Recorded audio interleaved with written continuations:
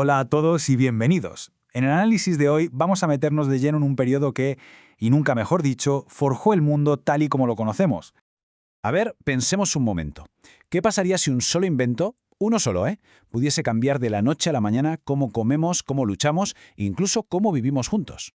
Y no estoy hablando de lo típico, ni del fuego ni de la rueda.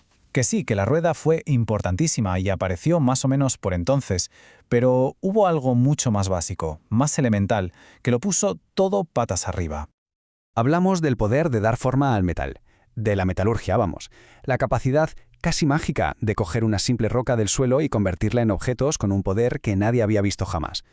Venga, pues vamos a meternos en faena. Porque, ojo, la metalurgia no fue simplemente una técnica nueva, una habilidad más, no. Fue el verdadero motor del cambio, el que dio el pistoletazo de salida a una era completamente nueva.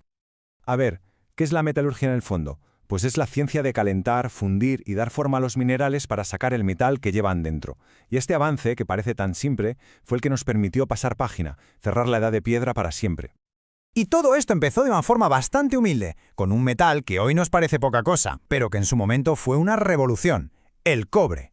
Fue como nuestro primer gran experimento, el primer paso en este nuevo mundo de los metales. Pero claro, este salto tecnológico no salió de la nada, Fue una evolución muy lógica. Cogieron los hornos que ya usaban para la cerámica y se dieron cuenta de que si los mejoraban, si usaban fuelles para subir la temperatura, podían llegar a fundir minerales como la malaquita. De ahí sacaban el cobre líquido, lo vertían en moldes de piedra y una vez frío lo martillaban para hacerlo más duro. Una genialidad. Eso sí, el cobre tenía un problemilla. Era bastante blandito. No servía para hacer una espada en condiciones, por ejemplo. Así que al principio se usó para cosas más sutiles, pero muy importantes: adornos, vasijas, objetos de prestigio y también para pequeñas mejoras en herramientas clave, como puntas de flecha o algunas piezas para los arados. Y si queremos hacernos una idea de cómo era la vida en plena edad del cobre, tenemos un ejemplo espectacular aquí mismo en la península ibérica. Hablo de Los Millares, en Almería, una auténtica pasada de yacimiento. Es que Los Millares lo tiene todo para entender los cambios que trajo el metal. Imaginad, un poblado de casi 1000 personas, enorme para la época.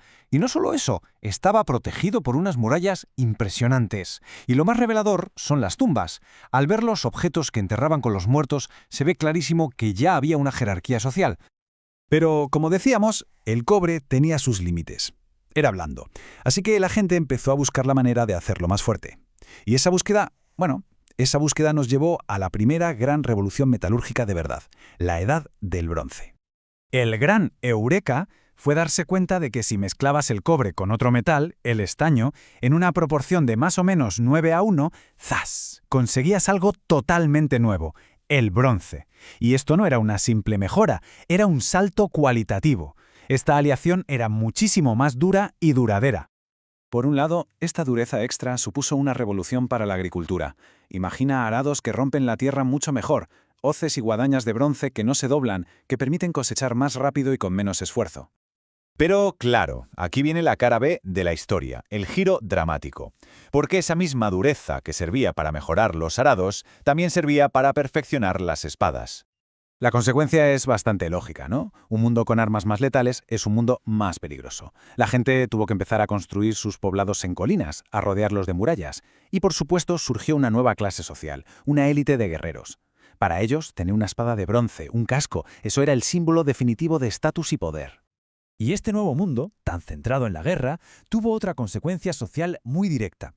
Como la defensa se convirtió en la prioridad número 1, aquellos que no participaban directamente en ella, es decir, las mujeres, fueron quedando excluidos de las decisiones importantes. Se las fue relegando a las tareas domésticas a un segundo plano. Así que tenemos el cobre como el primer paso y el bronce como la herramienta de una élite. Pero entonces llega el hierro, y lo cambia todo otra vez. Si el bronce creó a los especialistas, el hierro de alguna manera democratizó el metal, lo convirtió en algo para las masas. ¿Y por qué? Bueno, el hierro era más duro y resistente que el bronce, sí, pero la verdadera clave fue su abundancia. Para hacer bronce necesitabas estaño, y el estaño era escaso. En cambio, el mineral de hierro estaba por todas partes, y si algo es abundante es más barato, más accesible para todos. Claro que tenía su truco. Para fundir hierro hacían falta hornos mucho más potentes. Pero una vez que esa tecnología se extendió, allá por el primer milenio antes de Cristo, ya no hubo vuelta atrás. Empezaba una nueva era.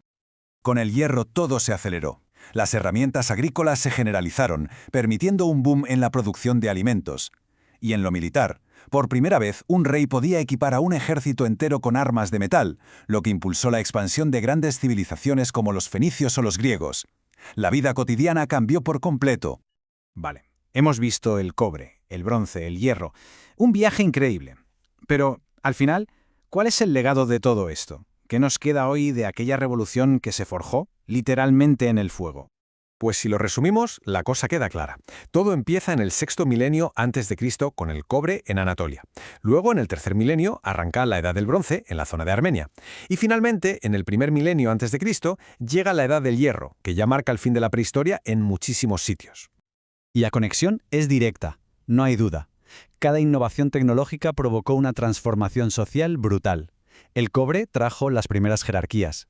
El bronce, con su dureza, creó la clase guerrera y multiplicó los conflictos. Y el hierro, al ser tan abundante, permitió la producción en masa y la construcción de los primeros grandes imperios. Y esto nos lleva a la reflexión final. Pensemos en nuestro mundo de hoy. Está construido con metal, acero, aluminio, cobre, todo es metal. La pregunta que queda en el aire es, junto con nuestros rascacielos y nuestros móviles, ¿qué patrones de jerarquía, de conflicto y de poder que se forjaron por primera vez en aquellos hornos primitivos sigan presentes en nuestra sociedad?